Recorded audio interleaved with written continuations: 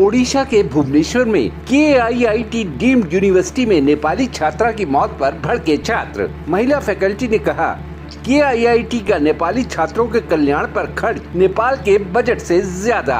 मामले के कूटनीतिक शक्ल लेने पर KIIT के तेवर ढीले, नेपाली छात्रों को सस्पेंशन ऑर्डर वापस। ओडिशा के भुवनेश्वर की deemed university Kalinga institute of industrial technology यानी किट में 16 फरवरी को नेपाल की एक छात्रा की मौत और उसके बाद जो घटनाएं हुई उन्होंने भुवनेश्वर से लेकर काठमांडू तक माहौल गर्म कर दिया। पहले इंस्टीट्यूट प्रशासन की ओर से छात्रा की मौत पर आक्रोश जता रहे स्टूडेंट्स, खास तौर पर नेपाली छात्रों के साथ सख्ती से पेश आने की कोशिश की गई, लेकिन मामले के कूटनीतिक शक्ल लेने और उड़ीसा सरकार की ओर से कड़ा रुख अपनाए जाने के बाद इंस्टीट्यूट के तेवर पलटे और उसे माफी मांगने के लिए मजबूर होना पड़ा। बता दें कि किट भुवनेश्वर में 16 फरवरी की शाम 4:30 बजे नेपाल की एक छात्रा प्रकृति लम्साल के हॉस्टल कमरे में मृत मिलने से स्टूडेंट्स का आक्रोश भड़क उठा। इन छात्रों का कहना था कि छात्रा की मौत के लिए इंस्टीट्यूट का ही मैकेनिकल इंजीनियरिंग 3rd ईयर का एक छात्र जिम्मेदार है, जिसके उत्पीड़न की वजह से प्रकृति लम्साल ने जान देने जैसा कदम उठाया। छात्रों का ये भी कहना था कि उन्होंने इस बारे में पहले यूनिवर्सिटी प्रशासन से कई बार शिकायत की, लेकिन आरोपित छात्र के खिलाफ कोई एक्शन नहीं लिया गया।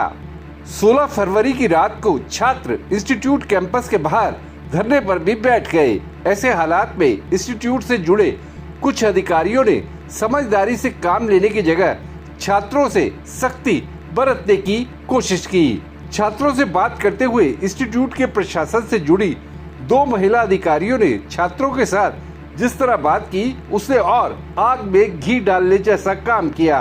इस मौके के एक वायरल वीडियो में एक महिला अधिकारी को कहते सुना गया कि जितना नेपाल के छात्रों के कल्याण के लिए इंस्टीट्यूट पैसा खर्चता है, इतना तो नेपाल का राष्ट्रीय बजट भी नहीं है। खिला रहा है, बढ़ा रहा है, फ्री में बिठा के। तुम्हारे कंट्री का उतना बजट होगा, उतना बजट होगा। 17 फरवरी को इंस्टीट्यूट की ओर से एक आदेश जारी कर कहा गया कि नेपाल के छात्रों के लिए संस्थान अनिश्चित काल के लिए बंद कर दिया गया है और ये सभी छात्र तत्काल हॉस्टल खाली कर दें। किट के सिक्योरिटी स्टाफ ने जबरदस्ती इन छात्रों को कैंपस से निकाला और बसों में भुवनेश्वर और कटक रेलवे स्टेशनों तक पहुंचा दिया। ये मामला नेपाल के प्रधानमंत्री KP ओली तक पहुंचा तो उन्होंने इसे कूटनीतिक माध्यम से भारत सरकार तक पहुंचाने की बात कही। साथ ही ये जानकारी भी दी कि नई दिल्ली स्थित नेपाल दूतावास से 2 अधिकारियों को भुवनेश्वर भेजा गया है। ओडिशा की मोहन मांझी सरकार ने भी घटना की जानकारी मिलने पर इंस्टीट्यूट के खिलाफ सख्त रुख अपनाया। ये सब देखते हुए किट इंस्टीट्यूट पर दबाव बढ़ा। नेपाली छात्रों के हॉस्टल से सस्पेंशन के ऑर्डर वापस लिए गए। साथ ही इन छात्रों से इंस्टीट्यूट में लौटकर एकेडमिक गतिविधियों में हिस्सा लेने की अपील की गई।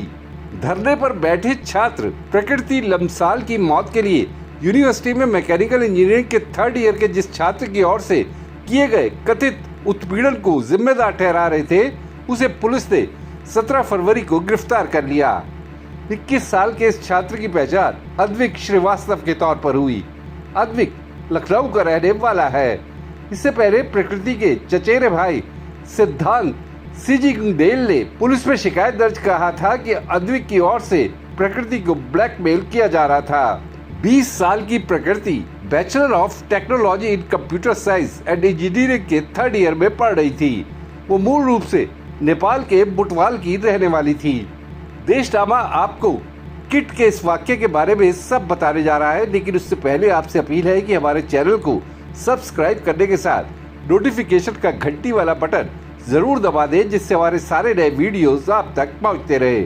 किट में 34 कोर्सेज में करीब 27,000 छात्र छात्राएं पढ़ते हैं। इनमें 65 देशों से आए 2000 इंटरनेशनल स्टूडेंट्स भी शामिल हैं। इनमें 900 से ज्यादा नेपाली स्टूडेंट्स हैं।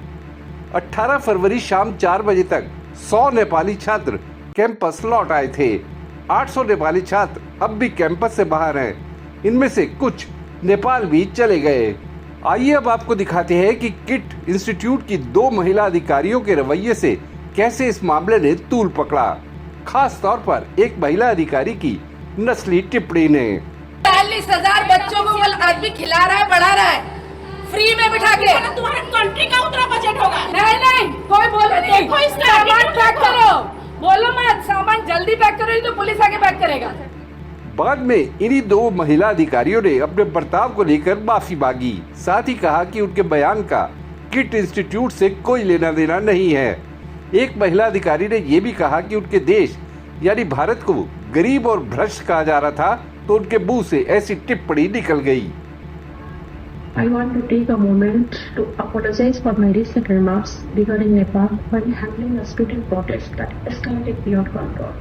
My intention was never to offend or demean anyone, and I deeply regret if my words caused unintended harm to the sentiments of anyone.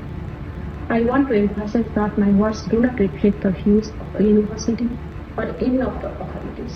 I am extremely sorry and apologetic for whatever has happened. However, it is important to convey that my words were a direct response to statements made during the protest, where my country, my institution were called corrupt and poor. In that heated exchange, my reply was meant to defend against those remarks, not to demean Nepal or its people.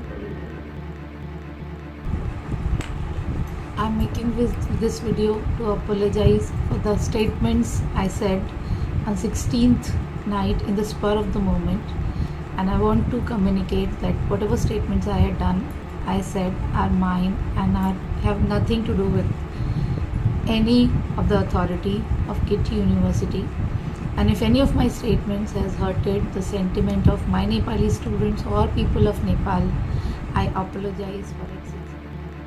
Campus से निकाले गए नेपाली छात्रों में से जो अभी तक institute नहीं लौटे हैं, उनका पता लगाने के लिए ओडिशा की मोहन मांझी सरकार ने किट इंस्टीट्यूट को अधिकारी नियुक्त करने के आदेश दिए हैं। साथ ही छात्रों की काउंसलिंग और उनकी वापसी सुनिश्चित करने के आदेश भी दिए गए हैं। इसके अलावा राज्य के गृह सचिव की अध्यक्षता में उच्च स्तरीय कमेटी बनाई गई है, जो इंस्टीट्यूट से जुड़े सारे प्रकरण की जांच करेगी।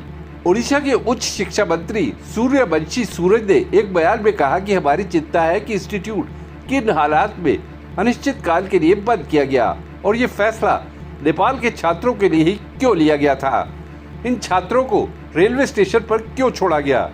यह मुद्दा सिर्फ एक प्राइवेट यूनिवर्सिटी से ही नहीं जुड़ा, घटना कैंपस से बाहर हुई और इसमें एक बाहरी देश भी शामिल है।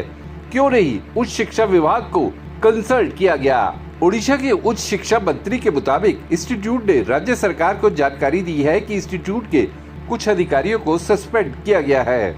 ओडिशा विधानसभा में भी ये मामला उठा। कुछ विधायकों ने किट के संस्थापक अच्युत सामंत को गिरफ्तार करने की मांग की। उधर किट इंस्टीट्यूट के vice chancellor professor Saranjit Singh ने एक बयान में कहा है कि हमें इस बात पर खेद है कि जिस तरह हमारे में से कुछ ने आंदोलनरत छात्रों से बर्ताव किया। हम अपने स्टूडेंट से प्यार करते हैं और कभी उनसे डिससर्विस नहीं की। हमारे 2 अधिकारियों की टिप्पणियां बहुत गैर जिम्मेदाराना थी। हालांकि उन्होंने निजी हैसियत से ये बयान दिए थे, लेकिन हम उनके इस बर्ताव का समर्थन नहीं करते। हमने उन्हें सेवा से हटा दिया है। उन्होंने अपने बर्ताव पर माफी भी मांगी है। जो भी हुआ उसके लिए हम भी माफी मांगते हैं। हम सभी छात्रों और नेपाली लोगों के लिए अपना प्यार और लगाव जताते हैं। किट इंस्टीट्यूट ने नेपाली छात्रों की वापसी के लिए कंट्रोल रूम खोला है। इंस्टीट्यूट ने इन छात्रों से किसी भी सहायता के लिए 918114380770 पर संपर्क करने के लिए कहा है। किट इंस्टीट्यूट की ओर से 2 सीनियर हॉस्टल अधिकारियों और इंटरनेशनल रिलेशंस ऑफिस के एक सीनियर प्रशासनिक अधिकारी को जांच पूरी होने तक सस्पेंड कर दिया है। छात्रों से मैन हैंडलिंग के आरोप में 2 सिक्योरिटी गार्ड्स रमाकांत नायक और जोगेंद्र बेहरा के खिलाफ आपराधिक केस दर्ज कराया गया है। पुलिस ने इन दोनों को भी हिरासत में ले लिया। इस बीच प्रकृति लम्साल के पिता सुनील लम्साल बेटी का शव लेने के लिए भुवनेश्वर पहुंच चुके हैं। उन्होंने कहा कि हमने अपनी बच्ची खो दी, लेकिन ऐसा किसी और माता पिता के साथ नहीं होना चाहिए। बस इतना हम लोग को इतना तक इन्फॉर्मेशन है कि नहीं हरासमेंट और इमोशनल ब्लैकमेलिंग कि उसने सुसाइड किया है। बस हम लोग को इतना तक ही मालूम है, बाकी कुछ भी मालूम नहीं। देशनामा के लिए खुशदीप सहगल की रिपोर्ट। आपको ये वीडियो कैसा लगा, या अगर आपके दिमाग में कोई सवाल है तो कमेंट बॉक्स में जरूर बताइएगा। वीडियो पसंद आया तो लाइक शेयर करना ना भूलिएगा। आपने देशनामा को सब्सक्राइब और नोटिफिकेशन के लिए घंटी वाला बटन दबा ही दिया होगा। फिर मुलाकात होगी आपसे, तब तक के लिए नमस्कार।